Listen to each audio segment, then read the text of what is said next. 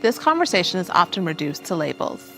In this episode of The Bridge, feminist and anti-feminist women sit face to face to explore where their beliefs about womanhood, equality, and freedom align, and where they don't. I'm your host, Dr. Michelle Daff. Welcome to The Bridge.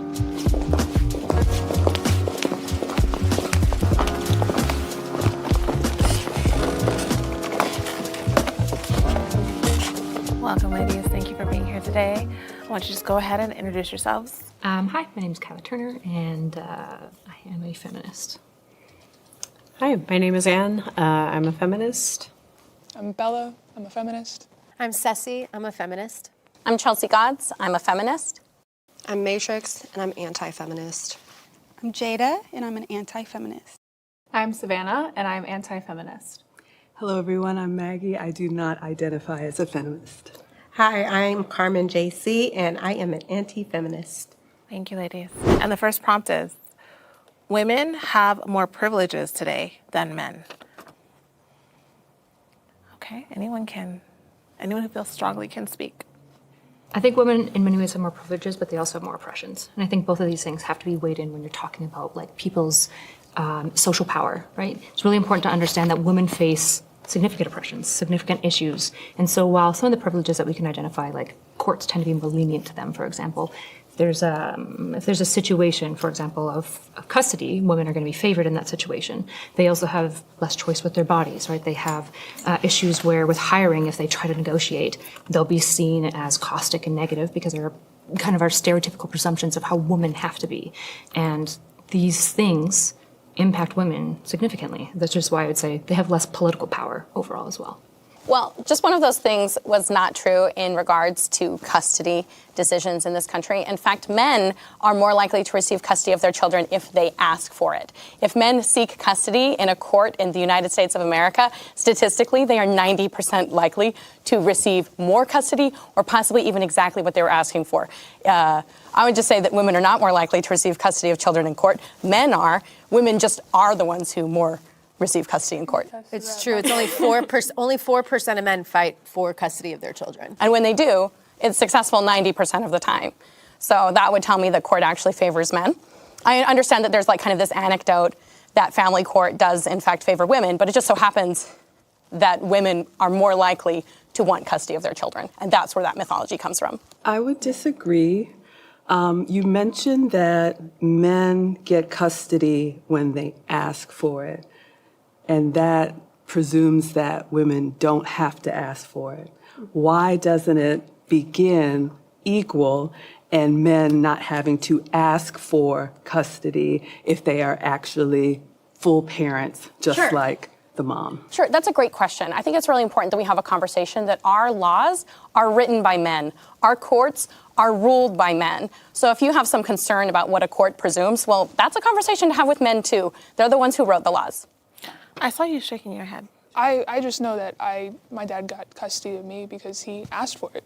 And it's a personal experience. It's not everything, but Sorry, go ahead. I completely agree that like all of the laws that we have, we can vote now, but we're still in a system that was designed by men. So a lot of the issues that we have, that men have, are because the decisions that they made. But why would you start out assuming 50-50, like that both parents want the kid? Because in a lot of cases, like, men just aren't asking, so wouldn't you want to make the assumption that, like, the parent who pursues custody is the one who, one, feels empowered to, and two, wants to? Because I agree, like, there is a system set up where men probably don't feel empowered to ask for custody of their children, but I think that they should, first of all. But there is a problem, like, you can't just say, oh, it's fully the court system's fault. I think there is a culture that encourages young men to just say, oh, well, that's a woman's job. That's, not my job. Not, if the woman wants the kid, she can have the kid. And I don't know why a court would assume that a father just wants to be a father. I was going to say, so wouldn't that culture that would put that on men be a result of feminism? Because men would probably prefer to have the women in their household. And also, women are the ones that are more likely to engage in divorce. So men want to stay with these women. Engage in divorce? Yeah. Like start divorce, Like is what you're saying. Yeah. I know what she was trying to say. Wow. Okay. Yeah. And men are the ones that actually stay because they want their family together. It is women that actually disrupt the family, and then they get upset with the results of a disrupted family.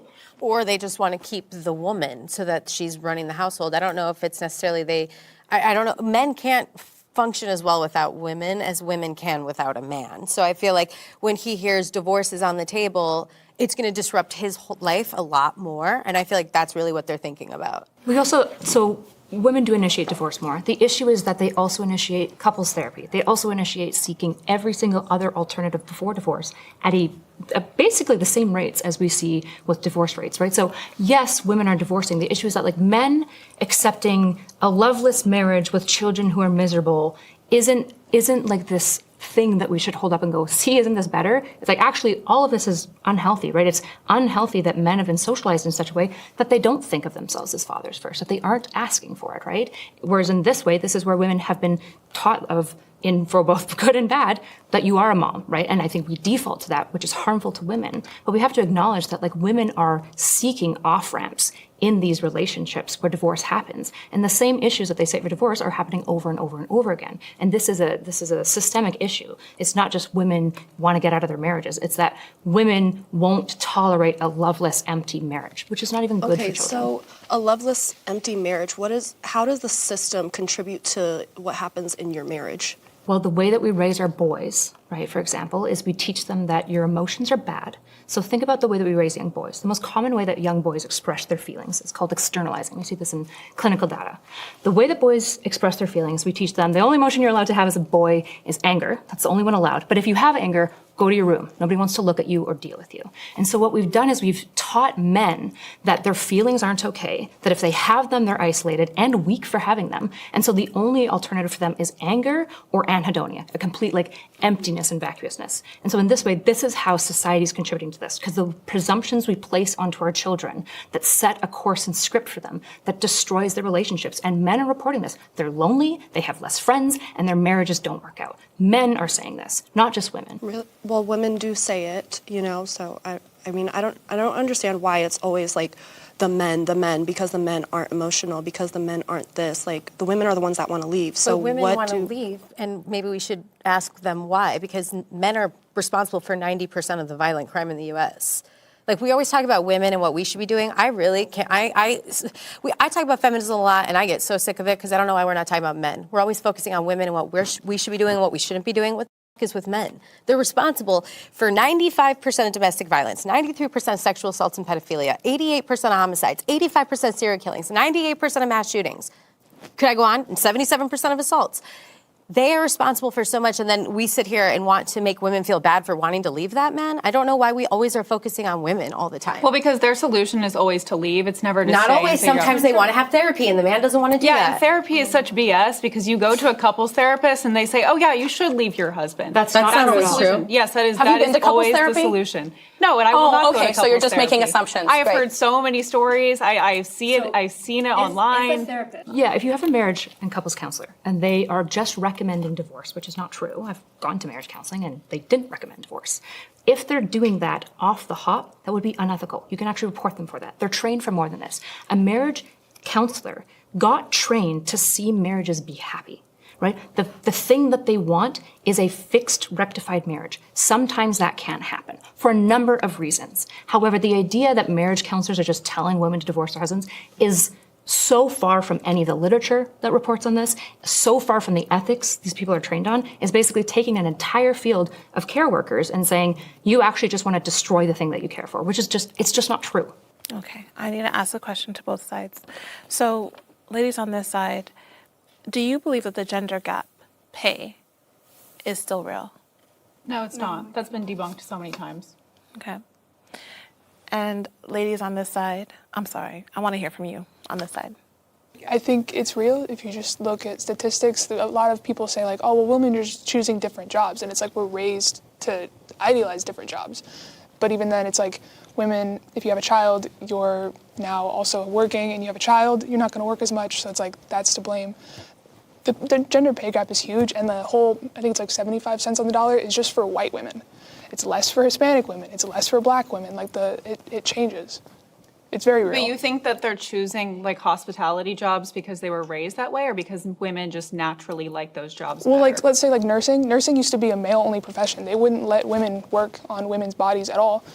Became more female-dominated, and now men don't even want to be in that profession, so then they lower the pay because it's a woman's job. Same thing with teaching. It used to be just a male-only job. We wouldn't let women teach.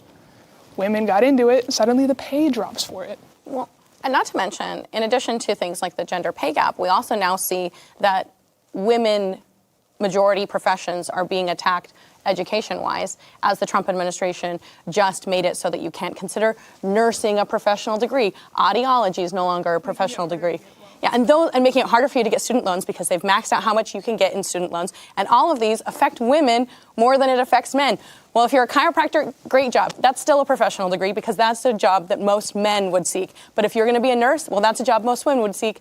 Now you don't get to have a loan for the amount that you need. That's an example of a gender pay gap. That's an example of like what happens when you're taking opportunity away from women and women not making as much or being given as much in a loan or whatever. Do you on this side feel that you can support women and not identify with the feminist movement? Not if you like pants. My mom went to school, and until middle school, she had to wear a skirt every single day. That is one generation. That is my mother. If you're wearing pants, you get to wear those in public because people like my mother were part of the feminist movement. I would respectfully disagree here, right? So like I worked in an addiction center. I was an addiction counselor formerly. It was for women. It was a Christian center, right? What you'll often see is that some of the most like dominant nonprofits for women are often religious in nature, and that tends to lean towards like the right side. Most of the people that I worked with didn't identify as feminists. They obviously helped women. I also obviously disagreed with them on a lot of stuff. I think that when women dislike feminism, it's because they have issues with specific feminists, or they, in my mind, have like some misinfo that they believe in, right? But like, of course, you can be like a person who cares about women and not identify as a label. I would just say, come to my side. You probably do agree fundamentally with my presumptions about what feminism should be for and what it is. Anyone have anything to say about that on this side? As far as being a feminist and supporting women, I don't think the feminist movement supports women at all. I think it actually harms them. It's told us that sexual exploitation is empowering and that we should kill our offspring if it's an inconvenience to our life, and that marriage and family are not important anymore. I mean, it's completely destroyed everything that's been unique about womanhood. So the alternative is like, let me get my ass beat, take my Xanax, and raise these kids when I don't want to. Like, what's the alternative for women who aren't happy at home? Like, that's what I don't understand. Women are pill popping more now than they were in the 50s. They're more depressed than they were. Yes, this is completely. And men are 4 times, women, yes, 2 times more likely to be on antidepressants than men. Men are 4 times more likely to kill themselves. Why do you think that we're more likely to be on antidepressants? Capitalism, the way the world is, the economy. I'll tell you right now, the economy controls the mood of a country. The mood of the country sucks because of the economy. Capitalism is the actual enemy here, not feminism. Feminism was just a human rights movement like the civil rights movement. Black people should have equal rights. What's the difference between a woman and a black person? It's just a matter of, no, you want equal rights as a human because you should have them. I should have them too, right? It was just a human rights movement. It was focused on the gender, and then we focused on the race, and we all came up. I don't know why everyone can't come up together. Yeah, I feel like there's a huge misnomer on what feminism is. Feminism is not me telling you to go abort your firstborn son. I don't care what you do with your body. Feminism is you have the opportunity to do what you want because of, you have a bank card because of feminism, you get to wear pants because of feminism, you get to have a job because of feminism, you get to get out of the house if you want to because of feminism. This is not about like trying to control your life. There is more room for people who are anti-feminists in the world of feminists than there is for people like me in your world. I don't care if a person wants to go have children their whole life and that's what they want to do. Most of my friends are stay-at-home moms. Many of my extremely liberal friends are stay-at-home mothers. And do you think I denigrate their decision to sacrifice their life for their children? Absolutely not. I'm a mother myself. But I also want to have the opportunity to work if I want to, because for me, that's where I find happiness. There is space for you in our movement, but there is no space for us in yours. We're inclusive. Feminism is not telling you what to do with your life. Yeah, you Feminism can have is a baby, letting you can get married, do what whatever you you want want with your life. Sorry. I agree, though. I agree. Do whatever you want with your life. Feminism is letting you do what you want with your life. And I don't want to tell you not to get married when you're 19 and pop out 7 kids if that's a thing that's going to be happy for you. But I want to offer people the opportunity that they can also do something else if that's what makes them happy. So I did get a sense that someone on this side felt like this side was feeling or was speaking in a way that felt racist. Can you speak to that? So when you said something about the difference between women and black people. As far as human rights. Can I speak, or are you going to keep cutting me off? Yeah, go for it. Right, thank you. That's like one of my main issues with feminism is like even Susan B. Anthony, like she compared white women to the black man, and she felt a way that black men got the right to vote before white women. And that's like also something that I don't agree with, because white women think they're superior to black men, you know? Why do you need the right to vote before our men? That's the question I would ask. I'm saying everyone should have it at the same time. But why do you have to I'm not talking about when it happened. I'm saying everyone is a human. It was just, doesn't you just matter your throw in race or your gender. This is the thing, I feel like you should be able to live your life the way you want. That's the feminist movement. But why did you have to bring now. up black people? That's what I'm trying Because to say. It's a human because rights you're performative. Movement. I'm comparing. Because you're performative, babe. Okay, You're I'm performative. comparing human rights movements. Black people exist. Women exist. You don't have to speak I think on it. both of them. Don't speak on it. Why? It's a human rights movement. That's what we're talking about. It's not productive. I'm telling you, I don't like it. It's not productive to talk about human rights movement and compare the two when they're just about equalizing things for people so that we can all come up together. I'm letting you know that it's offensive. I'm telling you that it's offensive. It's offensive for me to say that women should have the same rights as black people. Yep, it is. It's offensive for me to say that all humans should have the same rights as everyone. That we should That's all not have what the same you rights. said. There's a difference between everyone Literally and black right people. now, I'm saying everyone. I don't give. Sorry, what your skin color is, what's between your legs. I don't care about any of that.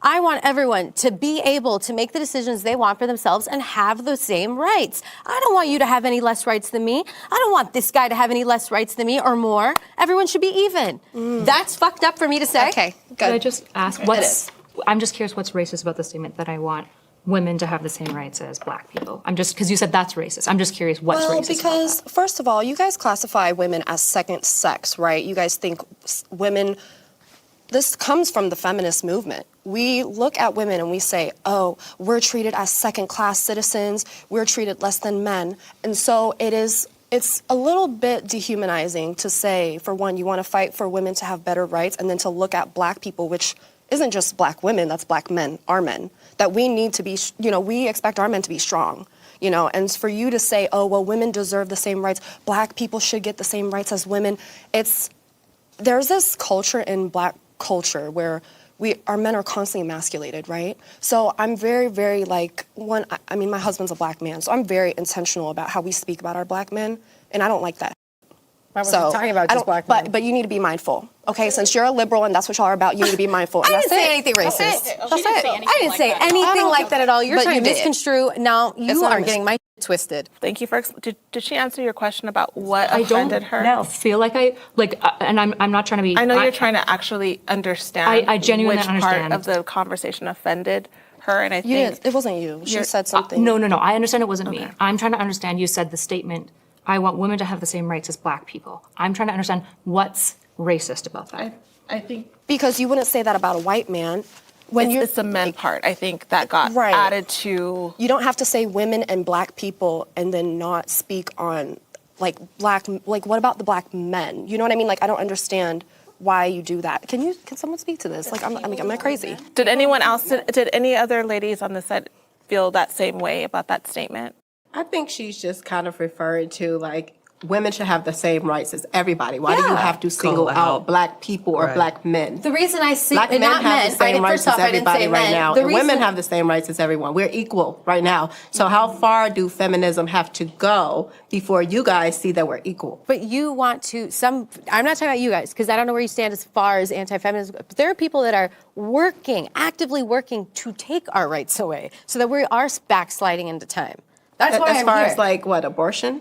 That's repealing the 19th. Getting rid of the women's right to vote. The 19th is never going to be repealed. I think people are trolling. Never say never. But she's right. I meant everyone should have the same rights. And I only brought up black people because of the civil rights movement happening around the same time. These were human rights movements. We all tried to come up together, which I love, and I think we all should have the same rights. I don't think that's Yeah, I don't think you now. had ill intent. I don't think you had ill intent. I'm just like, we need to be careful about how we speak when we're bringing in Black people, because we're always constantly attaching every civil rights kind of movement to Black identity. Like, we're always the LGBT, everything. It's always connected to Black people. And so I'm just like, no.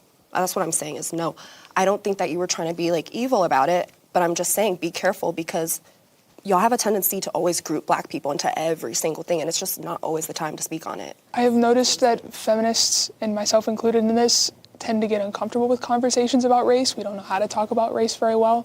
And even just this whole debacle that just happened was just kind of like affirming of that, of like, we need to get better at it, because... Thank you. That's what I'm saying. Like, just don't bring it up. Hi, loves. It's me again, Dr. Michelle Daff. We've really been enjoying producing these meaningful conversations for the Dr. Daff Show. However, they are very costly to produce with our large team, equipment, studio, and cast, and everything that goes on behind the scenes. If you've been enjoying these thought-provoking conversations and want to support what we're building here, I would love for you to check out my fragrance brand, Fine Forever. Fine Forever is more than just a fragrance brand. It is a celebration of faith, purpose, and beauty. We currently have 3 signature scents, each inspired by a unique Bible scripture and has within its own story and meaning. First, we have 2911, inspired by the scripture Jeremiah 29:11. It's a delicate yet vibrant fragrance that combines lush florals with soft, sweet undertones. It is a celebration of gratitude and the blessings that unfold when we walk in faith. Next is Silent Storm, inspired by Psalm 107, 28, and 29. It's a bold, captivating scent that balances strength and serenity. With warm woods and a touch of spice, it's a reminder to find peace and purpose even in life's storms. And lastly, we have Mustard Seed, inspired by Matthew 17:20. It is a fresh and uplifting fragrance inspired by faith and growth. It opens with a bright citrus and soft florals, symbolizing the beauty of small beginnings and the incredible potential within. Every purchase directly supports this show and helps us to keep bringing you meaningful content.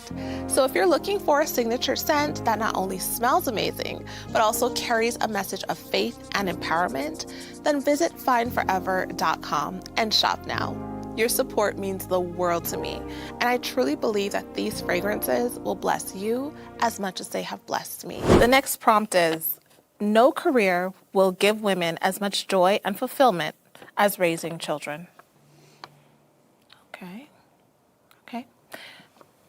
Oh, maybe someone who hasn't spoken. Go ahead. I'm a Christian, so as much as you guys know all your statistics and everything about things, it's more that it conflicts with my Christian belief so much, right? So I believe that we're here to reproduce. That's one of the things in the Bible. The first thing about men and women is that they were brought together, and then it was to be fruitful and multiply.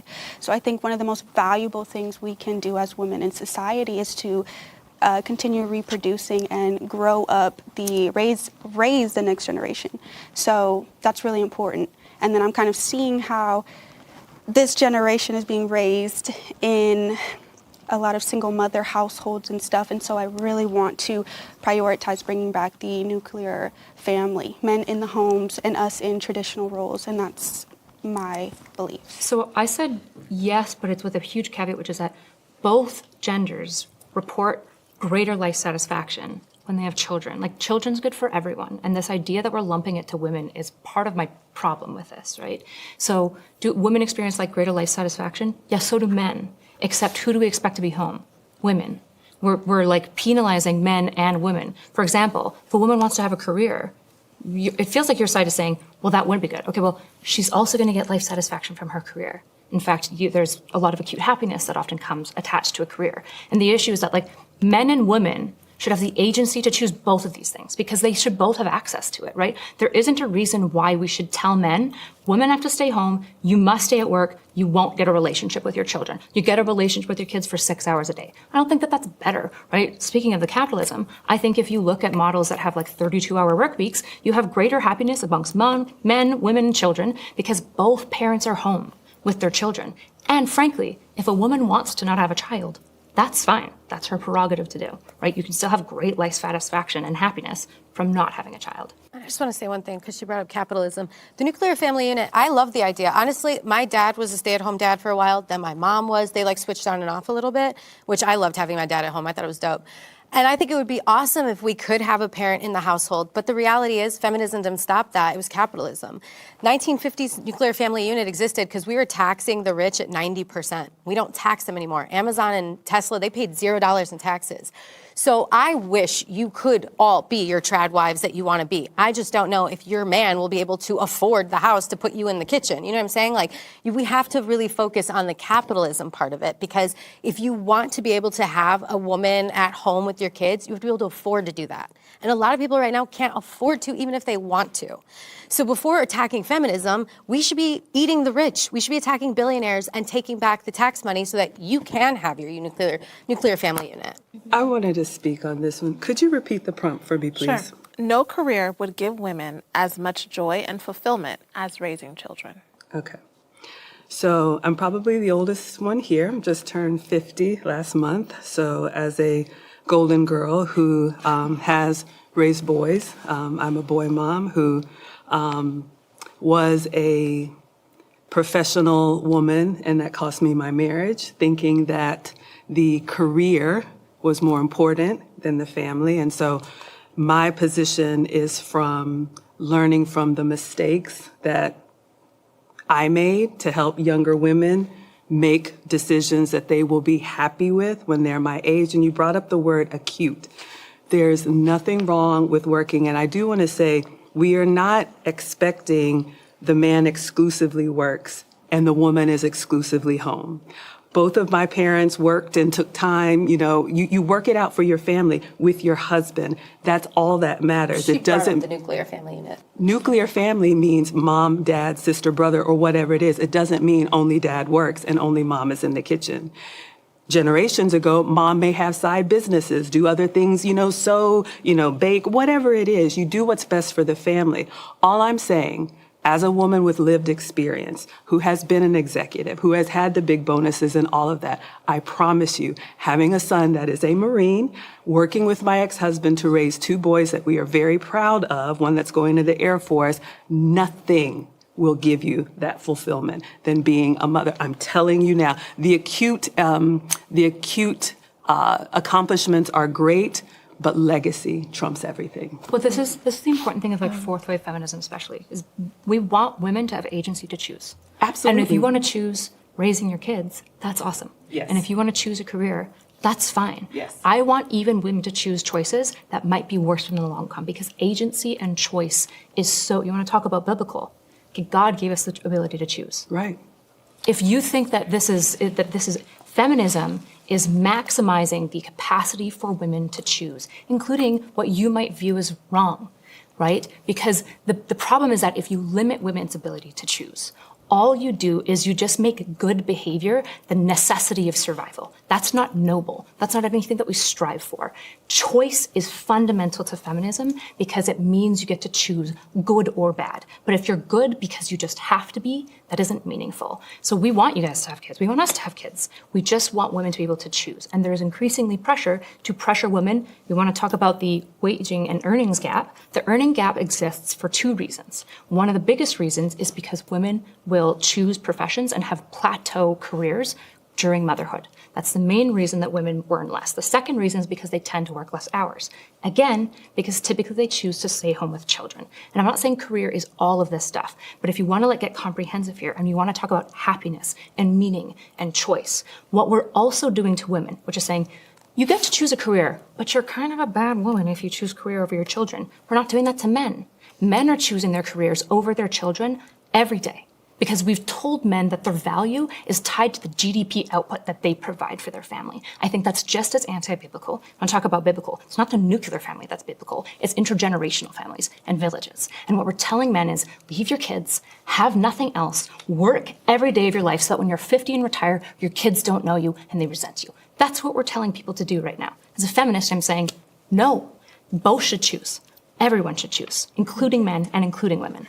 I would argue that men get satisfaction from providing. I think that is their ultimate instinct. And I'm not saying working themselves to death. I mean, unfortunately, I think the 40-hour work week is stupid. I think entrepreneurship is great for men because they can decide kind of what to do with their time. But I think innately, and my husband can attest to this, men want to provide for their family. And women tend to like to nurture their family. They tend to like to be with the kids more. So that's why they're choosing more part-time jobs. They're choosing maybe running a business. They're choosing paying hobbies. That is why that they do that. And I would also argue that women are not being pressured to stay home. I think women are being pressured right now in society to choose career over family and over marriage. Well, this is completely unrelated since we're not going to be ping-ponging back and forth now.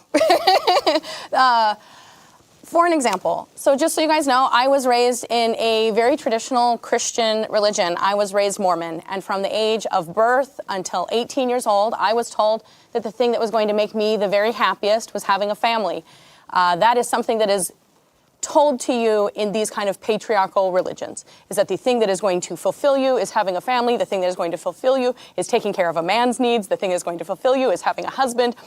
And the reality is, every person on the planet has some general idea about what's going to make them happy. And I refuse to believe that having children is going to be the ultimate goal for every woman on this planet or every man on this planet. And I think that the idea of putting people into small boxes and saying, women are women, therefore the thing that's going to make you happiest is popping a baby out of your baby hole, I think is dangerous. Because I was raised in a culture that told me that what was going to make me happiest was having a baby and popping it out of my baby hole. This last summer, I went to a Mormon event, which is kind of unusual for me because I've been out of the church for a really long time now. And I was having a conversation with a woman who she'd gotten married when she was 20, had done everything traditional. She was a trad wife, had her kids, her husband worked, she stayed at home. We're having a conversation and our kids are jumping on the tram together and she looks over at me and she's like, "Don't you just hate our children?" And I was like, "Excuse me, what?" She's like, "Oh yeah, my sister and I talk about all the time how awful being a mom is. Don't you just hate it?" I don't hate being a mom. You know why I don't hate being a mom? Because I chose to be a mother. Because the first time I had children, I was 30 years old. The first time I had a child, and I'm proud to be a mom. I'm proud of everyone who chooses to be a mom. I don't want everyone to choose that, but this woman who I was talking to had a hatred of motherhood. And her hatred of motherhood came from a place where she wasn't given another choice. The reason why she resented what her life had become was because she had been told from birth that the only thing she was to become was to be a mother. Not me. I was whatever I wanted to be, and I chose to be a mom because that was a joy that I chose for myself. But I want you to know that I find children to be joyful, but not everyone does. And teaching every woman or every man that what's going to fulfill them in their life is children, I actually think is harmful. Because what happens when it turns out you have a kid and that doesn't fulfill you? Well, then you're a mom hanging out with me, watching our kids jump on a trampoline, thinking to yourself, I really hate being a mother. And I would like to avoid that because I think that there is joy in children. I think there is joy in that. But it's not for everyone, and I don't want to teach every woman or every man that that's how we should be. The same could be said about feminism, right? So like kind of what she was saying, I almost lost my marriage from prioritizing a career. And I had gained very masculine traits. Like I wasn't serving my family. I wasn't paying attention to my family's needs. I wasn't prioritizing having a child. I'm going now into my 30s and finally at a position where I'm like, I'm all in to serve my home the past year. So I wasted all this time chasing after a career and once again almost ended up a divorced woman. But that has nothing to do with feminism, right? Because feminism allowed her the opportunity to have a career and the opportunity to have a child, and she chose what was best for her, and she may feel that that's what ended her marriage, but I don't believe that that's what ended her marriage because her husband was involved in that too. There were two people in your marriage. You know, he could have probably been involved. If he felt that that was a problem, then maybe that's a conversation that could have been worked out. But I don't believe feminism is why your marriage ended. I don't believe that for 1 second. You're allowed to have kids in feminism. You're allowed to raise a family in feminism. You're allowed to. Of course you are. But I have kids. It's like it's about children, it's about serving others. It's about serving your home. Feminism is it's me. It's about prioritizing my needs, my happiness, right? It's about going and getting things done that will fulfill me, like a job and a career. I was just wondering, like you're saying feminism pushed me to get a job, right? Like, or do you think it might be more the system that we have? Yes. We need money to survive. Right. I think that pushed you more to getting a job than having equal rights. Did you need to get the job? No, I don't Well, need rather, to go. I don't want to college interrogate your degree. guys' lives. Like, you guys get to make the choices that you guys want to make. The problem is when you take your story and you tell other people that that has to be their story, right? So when you say, I regret it because that's fine. That's fine that that's your story. What do you guys think is the one regret of men who are dying in hospice? What's the Not number- spending enough time with their children. Why don't they? Because they sacrifice. Because they're expected to provide. Men So, don't so if innately. both are staying home, though, who's going to provide? But the not issue is that both can provide. That's what almost all families are doing. So if both of them are gone, then daycare is raising the children. Well, that's an unfortunate issue that we could go back to capitalism. We can talk about issues as far as like providing UBI or providing free healthcare or allowing villages to raise children. I'm with you on these things. But the idea is what you're trying to do is saying men must provide, and you are dooming men and women to the same lives that they have reported saying, I'm miserable. So many women, for example, do you guys know about the gray divorce rates? So divorce rates amongst boomer parents is exploding because all those women and men stayed in a marriage because they had to raise their kids. And what you see is high levels of regret, particularly from the women. What I want is a world where people get to understand that they can just sort the relationship any way they want. If the man thinks it's better for him to be out 60% of the time and she's home for the rest of the time, that's fine if they want to make that choice. The problem is you're prescribing it to men, and I'm not going to do that. You're prescribing it to women. I'm not going to do that.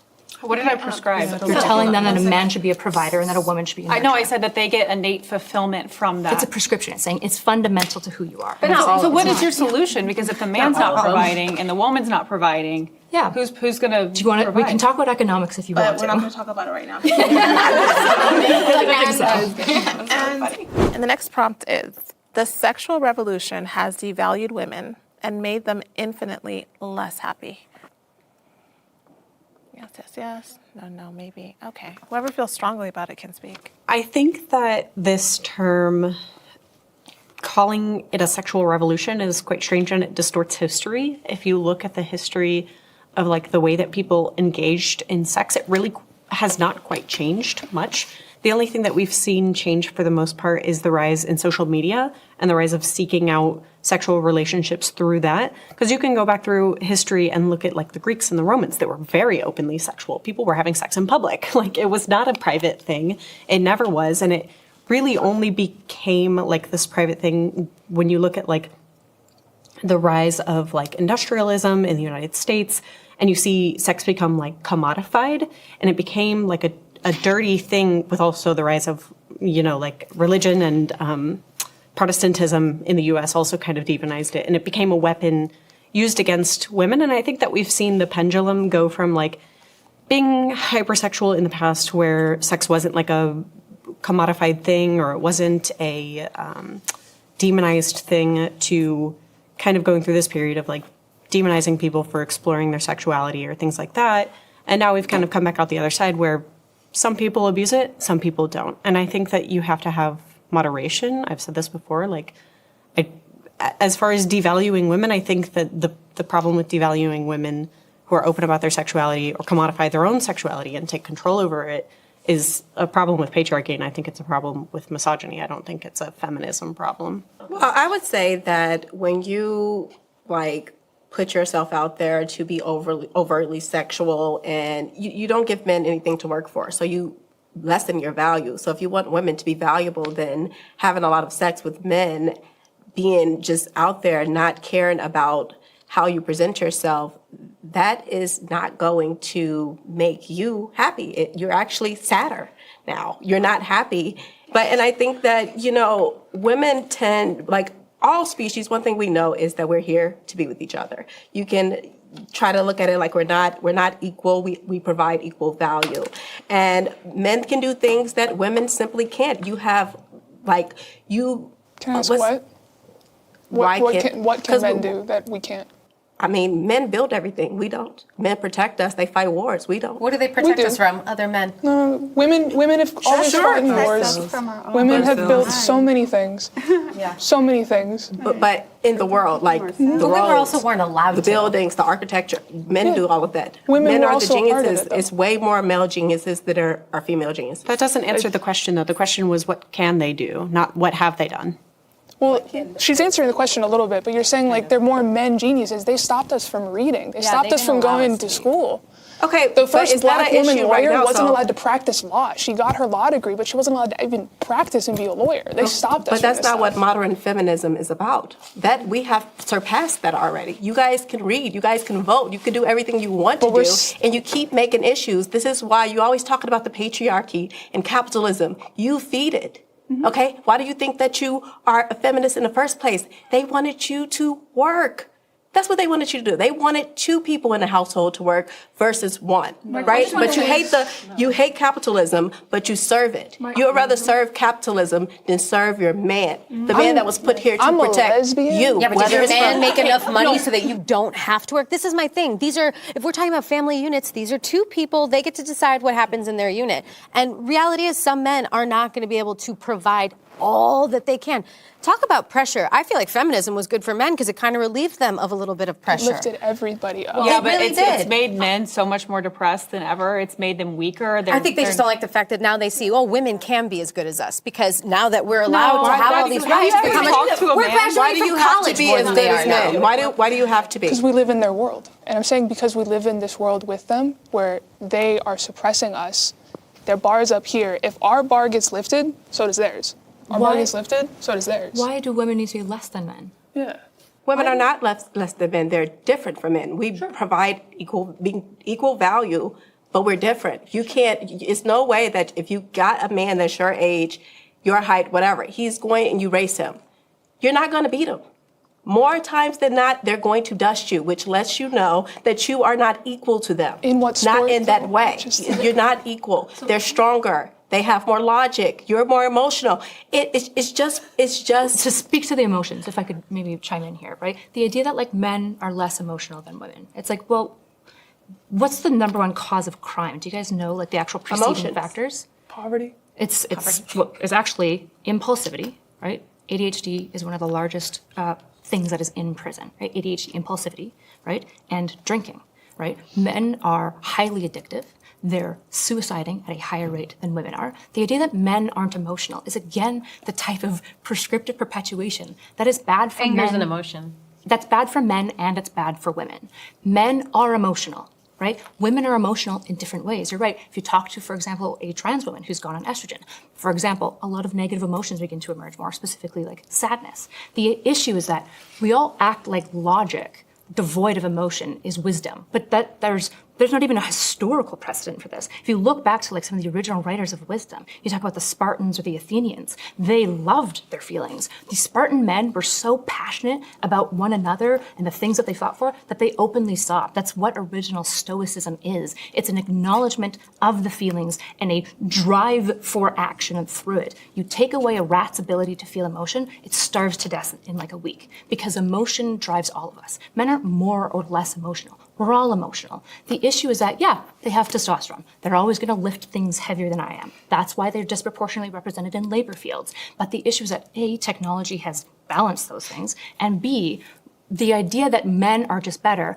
men just, by and large, because of X and Y, have a little bit more dimorphism at the ends. They might like perform really high here. They're also disproportionately represented in some of the most disabled individuals, some of the most addicted individuals, some of the most homeless individuals, right? And so this idea that we're like putting like women below men because like we tend to be kind of, I would argue, more balanced creatures, I think is disserving both of us. I don't think that's But we're not putting women Yeah. under men. Yeah. We always, like I was talking about this earlier, where we're always constantly like obsessing over this hierarchy on, I hear it from feminists a lot, where it's like, oh, well, men aren't better, like, you know, women are under, like the book, The Second Sex. Like this hasn't come from women who were happy being mothers and anti-feminists, anti-suffragettes. They're not saying that. It's always the feminists that are saying this. So I'm just like, why are y'all so obsessed with trying to be men? Like, why can't you just be good women and enjoy the roles that we're supposed to play, which is mother? A mother, because a man can't fill the mother role. That's why. So I just don't understand what the problem is and why you guys are trying to be men. Wait, is that the only We're role? not trying to be men. Wait, no, is that the only role we play though, as mom? That's it? No, I just threw a role, like, you know what I mean? I just threw a role out there that man cannot fill. I think I'm the most masculine one here. I'm not trying to be a man. I'm just more questioning like what is being a woman? Like what is that going to look like for me? And it's not that I think that I'm better than men. It's just like even just saying like men are more logical. It's like I think men have been taught that their emotions are logic. Then it's not that they're more logical. They're not better decision makers. They're not the ones running our households. It's women that are running the households, you know? I would. Yeah, that's why Do households you are falling apart. see households that are led by women and versus single households that are led by men? Men do a better job raising children by themselves. You don't get to Single compare. households led by women are creating YNs that are in the Black community. Women do that, okay? Men provide structure. They provide discipline. And that's within the woman, too. So men sound like great mothers. Is anyone on this side passionate about this particular prompt and would like to speak on it? I did. I wanted to say something with respect to the lesbian because I can't identify. But I think the flaw with feminism is the expectation that we are supposed to be the same at all. I think we understand and we appreciate we are not better or worse. We are not equal. We are equal valued, but we're very different. And I think there's a natural biology that often gets overlooked, especially if you've raised boys, you will see from the womb, they are just different. And I think when we try to put them together and say, anything you can do, I can do better, we're setting ourselves up for failure. And you made a comment earlier about women are better in every way than men. And the question that I would have is, I'm sorry, you said something I about. didn't say anything close to that. I agree with you that I think the sexist, I honestly, the men versus women sex thing, I think it's silly. I think these traits, human traits are human traits. Some were nurtured more in this person, some were nurtured. Like my dad being a stay-at-home dad, he was much better mother than my mother was. I am so sorry, Mom, if you see this. But he just was. He was a better mom than she was. And sometimes that's the case. Forget the gender role stuff and these are all human traits. You either are a gentle, nurturing, organized person who wants to take care of a kid or you're not. And that doesn't go man, woman, that goes person. And I will say, not every woman is a mother.